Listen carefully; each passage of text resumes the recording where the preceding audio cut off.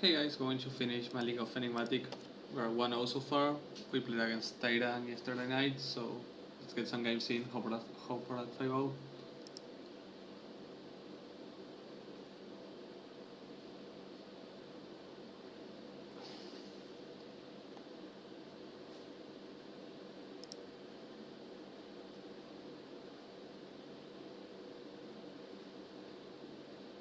We're on the play.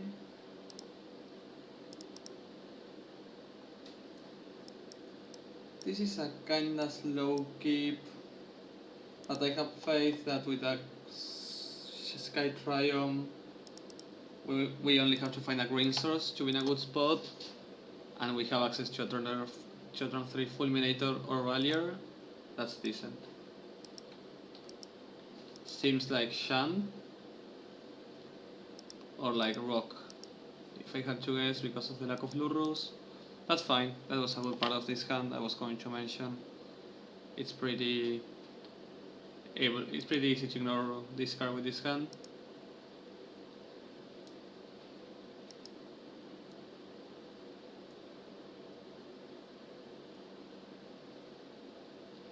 I think he will take, yeah, the Rallier, likely for value reasons, and will try to grind with the Omen and the Aberration.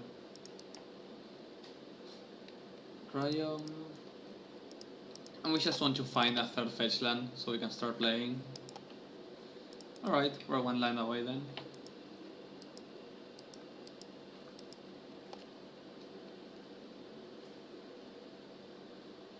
Let's see if it's Shan or Rock. I would rather be facing the Rock, as it's much less aggressive, and we can really grind games that we struggle with the fast hands.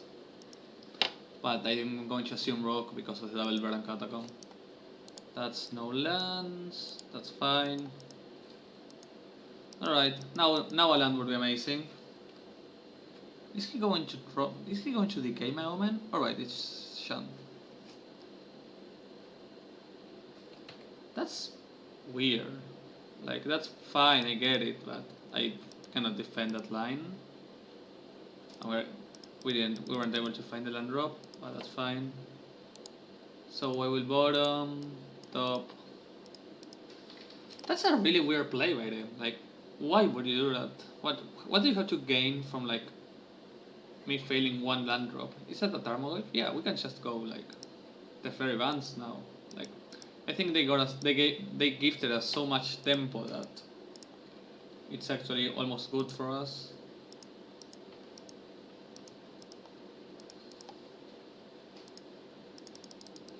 Like, if they had gone for a turn 2 Tarmogoyf and I had failed my land drop, it would have been really bad. But because of that, we can just go like this. Probably in the next turn, play Apparition. He's going to Bloodbraid maybe, so I'm happy with this play. Because now I can just Omen the Bloodbraid for an easy 2 for 1. It's actually more like a 1 for 1, but it denies his.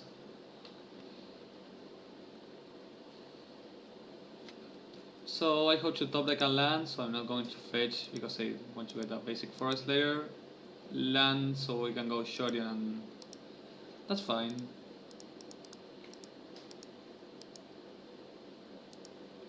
We're going to develop this one. I have no need to Omen yet. I want to be able to double spell next turn, and this is enough of a blocker to really annoy his plans. Our opponent is really focusing on my mana, which is like it's annoying because I just lost that abundant growth, but besides that, it's really nothing. Like, it does not affect us in any sort of meaningful way. That's a bad draw, like pretty sad draw. Yeah, this is just Skyclave on the Tarmogoyf. We are really one land away from winning in most scenarios. Like, he cannot beat a Shorion, and if we can go like Spellskite or Omen plus Shorion in the same turn, it's the game. Only 4 cards in hand, so we're ahead on that, and we're ahead on board. Alright. Second Tarmogoyf can be a bit annoying if we don't find the land. If we find the land, this is fine, but now I really want that land. I'm accepting the trade.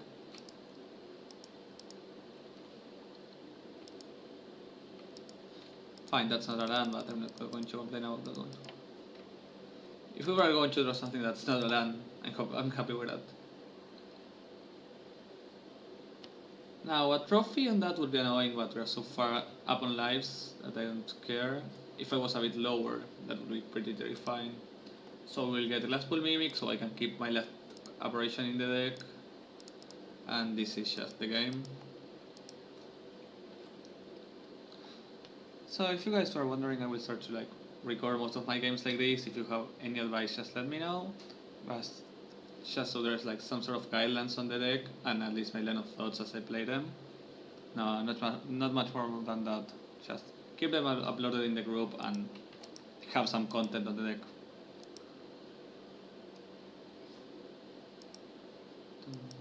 At least my opponent flooded quite a bit on the late game.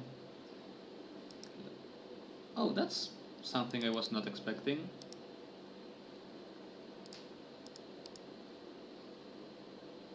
But I can just keep playing aberrations.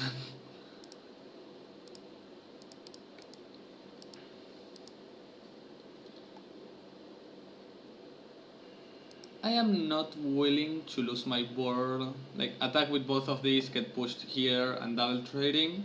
It's not I'm happy with, so I'm just saying go with the Omen in hand.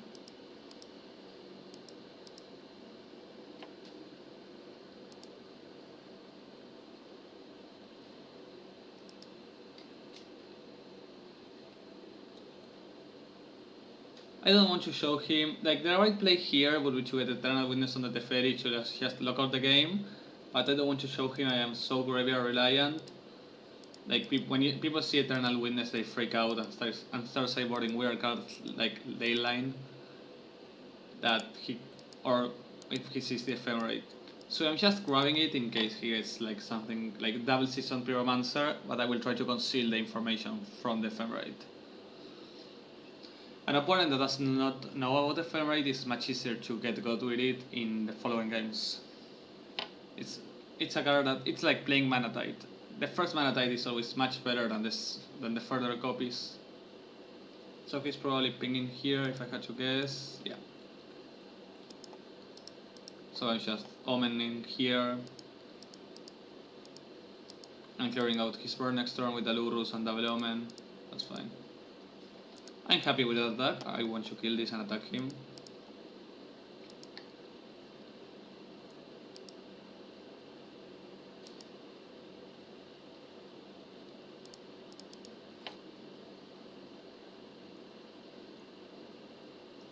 This turn I am going to expose myself to him pushing and blocking because I get in for 4 and that's enough, like to just rush him out. Play land just because. Actually, now that I drew a land I can start with the Maggot. So I know exactly what I'm facing before attacks. It's probably a land, but still.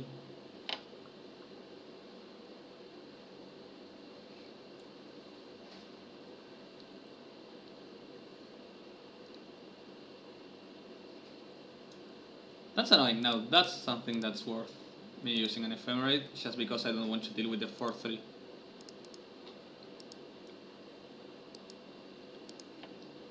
Yeah, I hate to show him the ephemerate, but that's one of the few cards that can make this game a bit harder. I'm saving in the Veils and and maybe 2 or 1 Seal of Fire. I have to cut Fulminator Mage, Mouse of the Moon because of the Bolt, and this.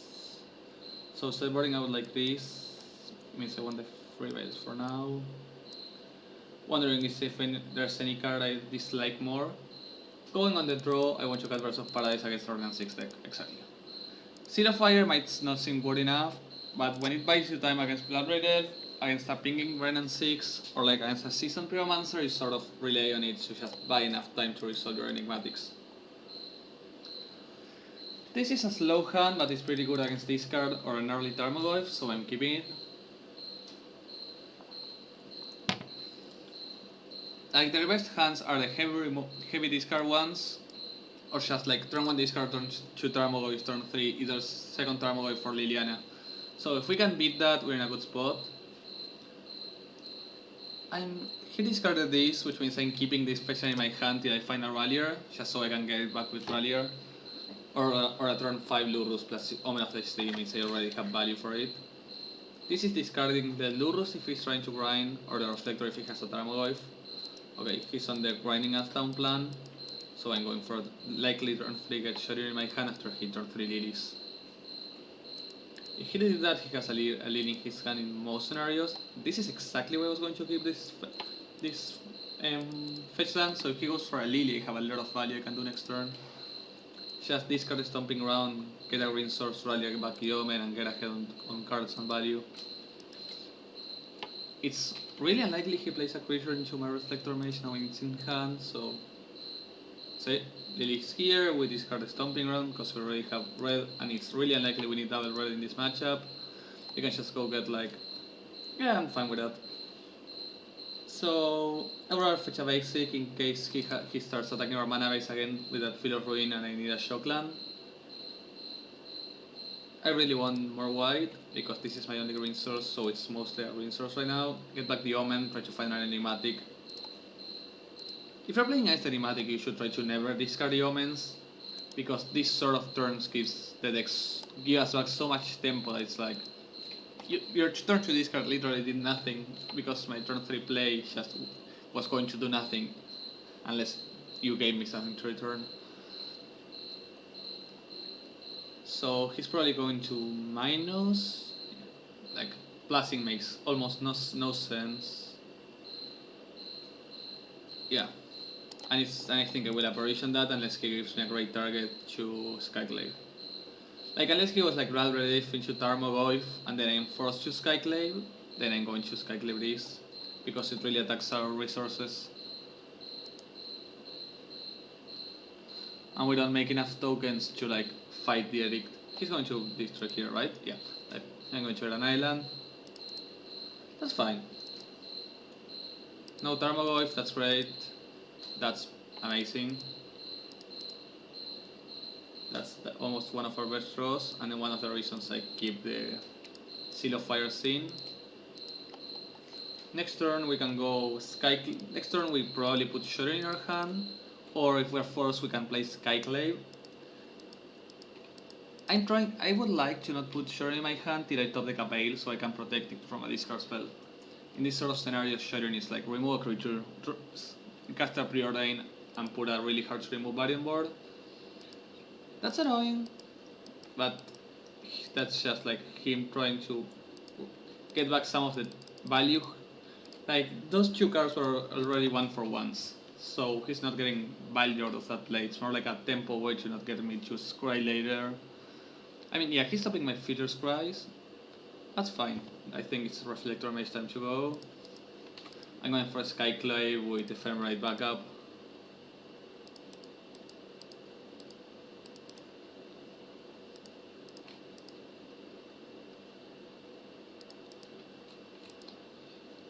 So if my opponent tries to remove Skyclave without anything down, I don't think I will try and protect it.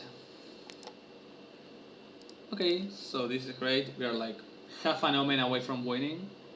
Any Omen is almost game. You choose surely on an Ephemerate.